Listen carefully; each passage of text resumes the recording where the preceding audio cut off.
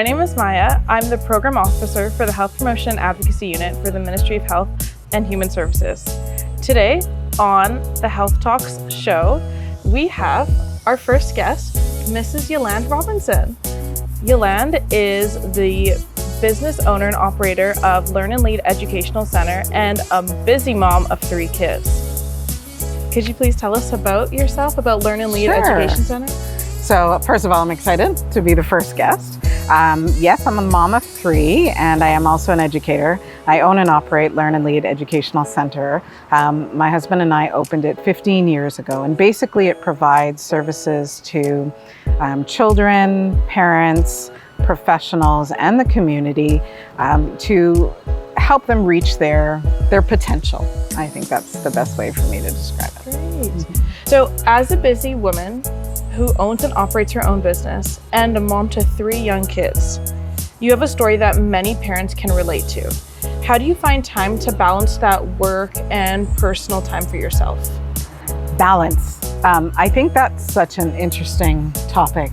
That idea of work-life balance is one that we like to actually talk about. Mm-hmm. To be honest, I don't know how I feel about work-life balance because I'm not sure that it's achievable, okay? And I think sometimes we sell this picture that it is achievable, and I think I'm more into work-life integration, because the reality is when we look at the amount of waking hours we have during the day, if we want to move and we want to increase our health, we have to be realistic about where we are and what we have. And if we think of the amount of hours that we have in a day, even as a mom, like you mentioned, I have 3 kids, a 6-year-old, an 8-year-old, and a 13-year-old. The majority of their waking hours, Monday to Friday, are not actually spent with me. And a lot of our time is spent at work. So the way I balance it is remembering that balance doesn't mean that everything gets the same amount of time always at the same time. So it's really important to have time management strategies that work for you and that work for your family, and to be intentional about what it is that you want, so that when you want to give certain energy to work, that you're able to do it. When you want to be able to give your undivided attention to your children, you're able to do it, or to the family or to the community. So work-life balance, it's finding a balance that works for you, and that doesn't always look the same way at the same time. Yeah. Mm-hmm. So back when I used to work in Leeward, every single morning when I was driving to work, I would see you running without fail every single morning. Why was it important for you to find that time to exercise? Movement is so important, not just for our physical health, but our mental health. And it helps tremendously with mental clarity, or it certainly does for me. I'm an early riser, and I like to get my movement in the mornings. In that period, when you were down at that end, I was definitely on the road every morning. Mm-hmm. I wish I could be on the road every morning right now, but life changes, and that's one thing that I want to be honest about. I definitely do still have movement every morning, but it doesn't always look the same way. Because as you mentioned, I have 3 kids, and the business that I run is very busy in the evening time. And so in managing that, I've had to shift some things to do them in the mornings, because I want my kids to be active, and them being active in sports and activities. I think any sports mom or any mom or dad that has their kids in activities knows how much it is driving back and forth and all the extras. And so I've had to adjust how I do things in the morning. So right now in this current season for me, my goal is to get half an hour of movement every morning. Okay. So that might be out for a morning jog, and that might be that I only get 20 minutes or half an hour in that morning, or it can be a walk, or sometimes it might just be a walk around where I live. But one thing that I'm really intentional about is getting my steps. So I do wear a tracker, and I try hard to get that 10,000 steps a day. And what I've noticed over the years is if I don't get in at least half an hour of movement in the morning, whether jogging or walking, or even doing aerobics or anything like that, I'm not going to hit my 10,000. Most days, unless it's a day where I'm doing workshop and doing a lot of up and down. And so I would consistently have about 6,000 or 7,000 steps. So I make that intentional to try and get 3,000 to 4,000 steps every morning, because that's one thing that is important to me. Another thing is, I think probably in different ages, we do different things as well. And my flexibility and mobility has become something that's become more important to me. So I do a lot more stretching. So in the morning, I'm intentional about when I get up in the morning. I do some stretches. I try and hit 1 or 2 yoga classes a week. So that helps tremendously. So you have a lot of experience and tips on that work-life integration that we touched on. For many people, affordability, accessibility, and traveling are barriers for them to achieve their daily dose of exercise. You touched on making sure you get those 20, 30 minutes a day. What tips would you give for members of our community who are facing those barriers? There's a lot of hurdles and there's a lot of challenges, especially when we look at work schedules and finances, etc. I would say just start and do whatever is within your reach. So maybe if that gym membership isn't within your reach right now, is it that you're going to maybe attend certain classes? A lot of our gyms around here, you can pay per class if you do certain things. Is it that you're going to decide that maybe you'll do 4-day passes a month as opposed to doing a full membership?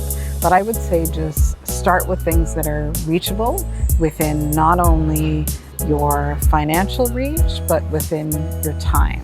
Because I think what we can also find ourselves doing is, let's say if I'm used to working out an hour every day and I really want to work out an hour every day, and life happens, things change, priorities, sometimes we have other things that come in the way, and maybe we can't get that hour. So we just toss it out the window instead of saying, let me try and do 45 minutes today, or let me do half an hour. So I think every little bit counts, because that choosing things we can do consistently is really important. Yeah. As a parent, are there ways you get your kids involved and encouraged when you are moving? Yeah, I think first of all, our kids are always watching. So I think that's an important thing to remember, is when you as parents make physical health a priority and exercise a priority, your kids also see the importance of that. In different phases, and all 3 of my kids have very different personalities, and in different times they've enjoyed doing things with me, and I'm always happy to do that, but I'm also mindful that that's a time for me to get a moment. So one of the things that's really important to me is getting them involved in activities with their peers. And so they all play sports, and so my way of supporting them in that way is getting them to the sports and making sure that they have what they need to do that, as well as I really encourage the playing outside.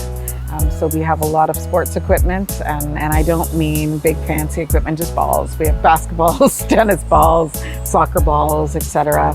And just that encouragement to go out and run around and play to get the movement. But I think one thing that we are lucky to have is a lot of sports activities that our kids can tap into. I think sometimes it's a little bit more of a challenge for us as parents to get them there. But I think it's important that we look at, okay, do their schools have any other after-school activities that they can do? Is there anything at the youth center? Is there anything at the soccer field? Is there anything at the sports center, etc.? So I always look for 1 or 2 things that I can get my kids involved in, but also to take us back to where we started with that work-life integration. That's why I also say 1 or 2 things, because I find it's manageable if they're involved in 1 or 2 things, but any more than that with 3 of them, it becomes taxing. So I still want to make it enjoyable and encouraging. Having worked with you before, I know how busy you are. You are a mother to 3 kids. You are a business owner and operator, which is a component not a lot of people are in. And you are a wife. How are you not exhausted? What keeps you motivated? What can other people do to stay motivated, to keep that physical activity, to keep that movement going? I wouldn't say that there aren't times where I don't feel motivated, okay? But I think the end game of wanting to be able to age with strength and mobility has become a big push for me. So initially, it might have been just wanting to stay physically active, but also knowing why that is so important. So with motivation, I try and do things that I like to do, as opposed, so if it's something that I don't like to do, I'm not likely to get up in the morning and go do it. So I would say choose activities that you like to do. For those of you that can, as adults, get involved in organized sports, I think that's a great thing because it can be extremely motivating to be able to do it with your friends. I also think that sometimes we have to know when to give ourselves grace and know when to take a moment and say, you know, today is not the day. No. But I don't think we should do that too often, okay?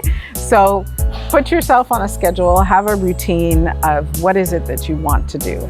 I'm a big fan of at least focusing on the micros. So even if you want to work out 45 minutes a day and you're not managing to get there, start with 15 and be consistent with 15, because if you're consistent with 15, you'll soon find that without even thinking of it, you're going beyond 15, and that might be an easier stepping stone to get you to 45 minutes or an hour than just giving up. So know yourself, be willing to give yourself grace, but find little ways to set yourself up for success.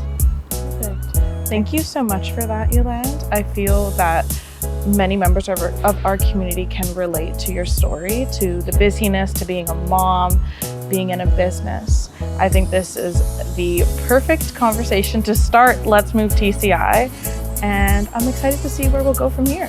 Awesome. Thank you. All the best.